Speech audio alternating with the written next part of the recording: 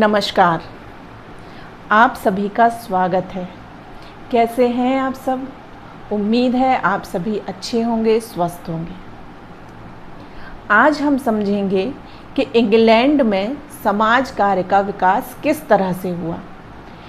इसको हमने 4 भागों में डिवाइड किया है। आज हम समझेंगे 1950 से अब तक का इंग्लैंड में समाज कार्य का इतिहास। तो आइए शुरू करते हैं। 1950 के बाद इंग्लैंड में समाज कार्य को एक व्यावसायिक बल मिला, मतलब उसको एक प्रोफेशनल रूप में उसके वृद्धि होना स्टार्ट हो गई 1950 के बाद। इससे पहले क्या था कि समाज कार्य को व्यवसाय के रूप में मान्यता प्राप्त नहीं दी जा रही थी। तो समाज कार्य के क्षेत्र में प्रशिक्षित जनशक्ति बहुत कम थी, क्योंकि प्रशिक्षण की सुविधाएं उपलब्ध नहीं थी समाज कार्य के क्षेत्र में कि लोगों को किस तरीके से सहायता पहुंचाना, इससे संबंधित कोई भी प्रशिक्षण नहीं दिया जाता था। लेकिन मानसिक स्वास्थ्य, चिकित्सीय समाज कार्य, बच्चों की देखरेख और परिवीक्षा, इन सभी ये जो विशिष्ट क्षेत्र हैं, ये जो विशेष प्रकार के क्षेत्र हैं, उनमें प्रशिक्षण प्रदान करने के लिए एक प्रशिक्षण कार्यक्रम चलाए जा रहे हैं। तो कार्नेजी की पहली रिपोर्ट जो थी 1947 में, जो समाज कार्यकर्ताओं के सेवा योजना और प्रशिक्षण से संबंधित थी, कि इसके अंतर्गत ये बात की गई थी कि विश्वविद्यालय के अंतर्गत स्वतंत्र रूप से समाज कार्य विद्यालय खोलने चाहिए, जिससे लोगों को जो इंटरेस्टेड व्यक्ति हैं, जो समाज कार्य करना चाहते हैं, जो समाज में सहायता करना चाहते हैं, उनके लिए एक विद्यालय खोले जाएं, जिससे उनको प्रशिक्षण प्राप्त हो, जिससे उनके शिक्षा ले सकें उसकी। तो संस्तुति के आधार पर एक परिषद का गठन किया गया। जब ये विचार किया गया कि विद्यालय खोले जाएं, तो एक परिषद का गठन किया गया। 1950 में इस 1 वर्षीय व्यक्तिक समाज कार्य 1950 में 1 वर्षीय व्यक्तिक समाज कार्य संबंधी प्रमाण पत्र, जिसमें प्रमाण पत्र मिलता है, इस तरीके का पाठ्यक्रम की शुरुआत की गई, का उत्तरदायित्व सौंपा गया कि आप इस तरीके का पाठ्यक्रम चलाएं जो 1 साल का हो, और उसमें एक व्यक्ति की किस तरीके से सहायता करना है, इस रूप में लोगों को प्रशिक्षण दिया जाए, लोगों को शिक्षा दी जाए। मतलब व्यक्तिक समाज कार्य संबंधी पाठ्यक्रम की यहाँ पर शुरुआत हुई।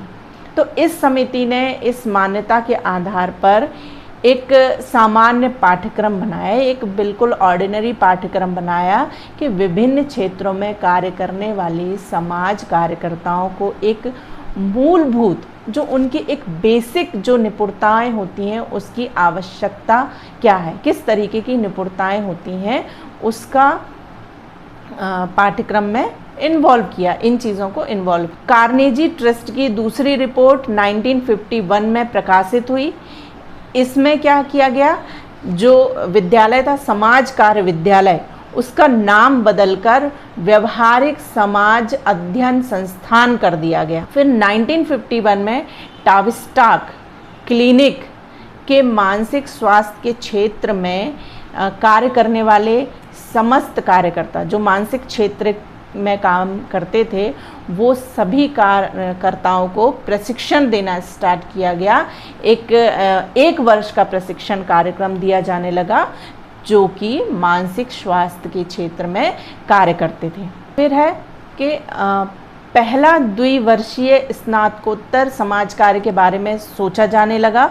तो पहला द्विवर्षीय स्नातकोत्तर समाज कार्य शिक्षा का कार्यक्रम 1966 में यॉर्क विश्वविद्यालय से प्रारंभ किया गया। 2 वर्ष का जो था, अभी तक 1 वर्ष का बारे में सोच रहे थे या 1 वर्ष का प्रशिक्षण था, अब 2 वर्ष का प्रशिक्षण के बारे में सोचा जाने लगा।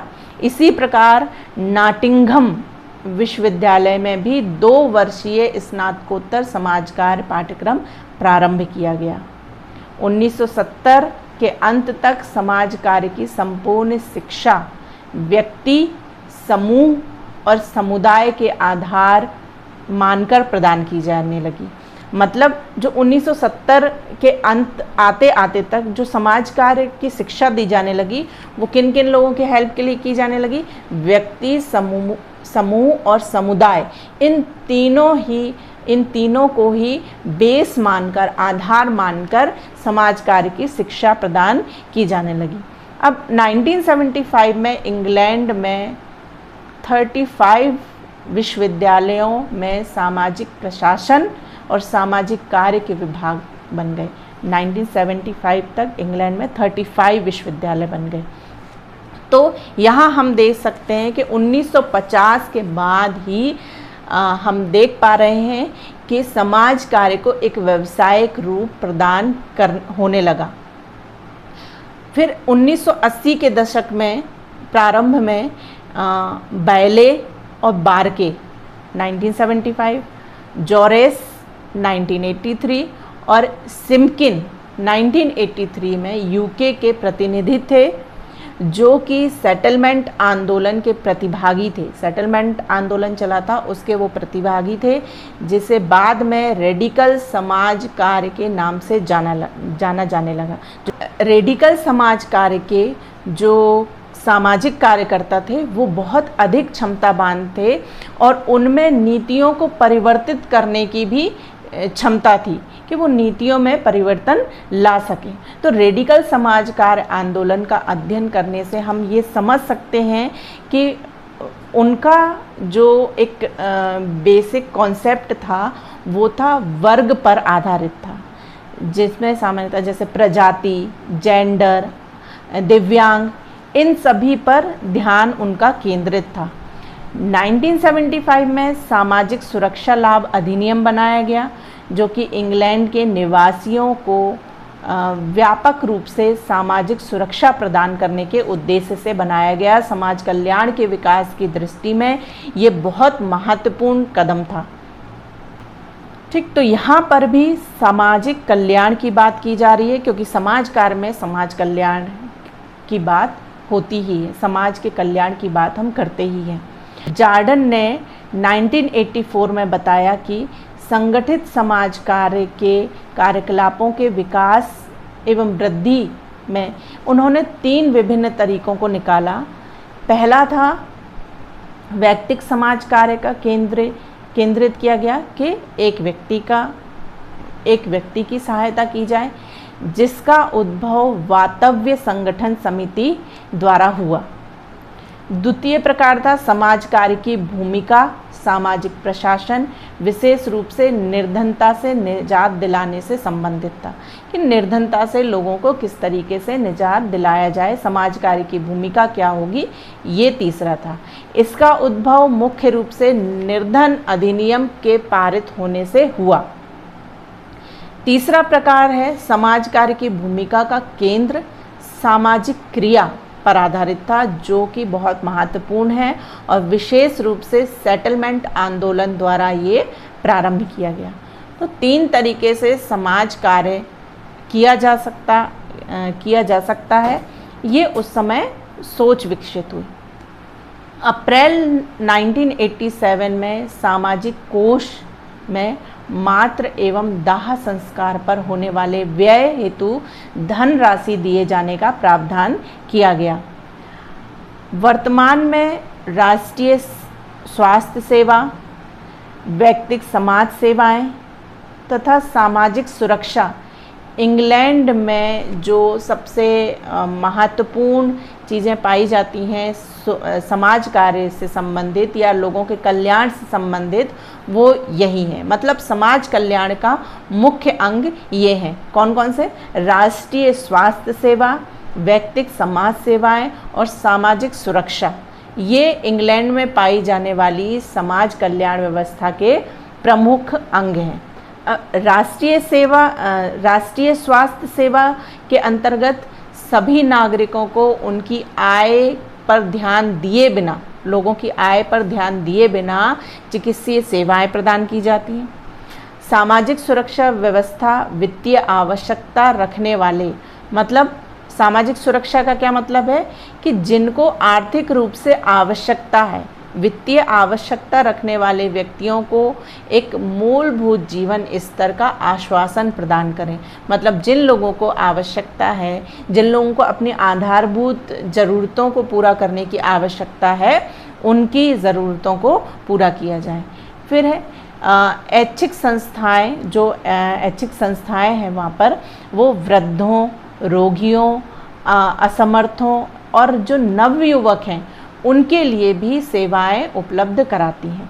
और ये ऐच्छिक जो संस्थाएं हैं वो बहुत सारे अलग अलग तरीके से सामाजिक सेवाएं प्रदान करती हैं, जैसे प्रसूति और वृद्धावस्था गृह, स्वास्थ्य निरीक्षण, माताओं एवं शिशुओं को स्वास्थ्य सुविधाएं प्रदान कराना, दिव्यांगों को सुविधाएं प्रदान कराना। तो ये जो 1950 से अब तक का जो हम इतिहास देख रहे हैं समाज कार्य का, वो इसी तरीके से डेवलप हुआ। विभिन्न प्रकार के यहाँ पे विश्वविद्यालय खोले गए, क्योंकि ये विचार डेवलप होने लगा कि समाज कार्य अगर हमें करना है, लोगों की सहायता अगर हमें करना है, तो उसमें कुछ बेसिक स्किल्स होना ज़रूरी है, मूलभूत कुछ उनके गुणवत्ता योग्यताएं होना ज़रूरी है, जिसके आधार पर ही समाज में विकास कर सकेंगे, समाज का विकास कर सकेंगे, लोगों जो विभिन्न वर्ग के लोग हैं उनके उत्थान के लिए कार्य कर सकेंगे, और वो भी एक स्पेसिफिक टेक्निक्स के द्वारा, जिससे लोग दूसरों पर डिपेंड ना रहें और उनका जो जीवन जी रहे हैं वो सम्मानपूर्वक जीवन भी जी सकें।